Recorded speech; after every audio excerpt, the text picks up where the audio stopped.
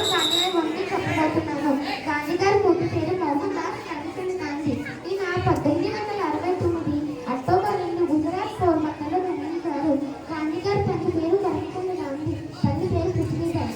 ఆంగ్లేయుల పాలన నుండి భారతదేశ విముక్తిగా సాధించిన నాయకుల్లో గాంధీజీ ఆదరణీయుడు. ప్రజలు గాంధీని మహాత్ముడని, జాతిపితాని గౌరవించారు. అప్పటి ఆచరణ ప్రకారం 13 ఏళ్ళకి గాంధీకి కస్తూరిబాయికి వివాహం జరిగింది. యుద్ధాలు, దండయాత్రలతో కొట్టుకు వస్తున్న ప్రపంచాన్ని పూర్తిగా అహింసారు. అన్ని పదులైన ఆయుధాలు పరిచయం చేసిన మహానుభావుడు గాంధీజీ.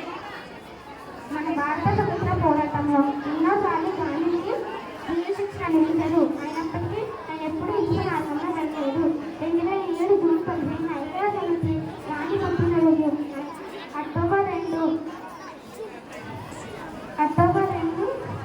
ప్రపంచ అహింస దినోత్సవంగా ప్రకటించింది.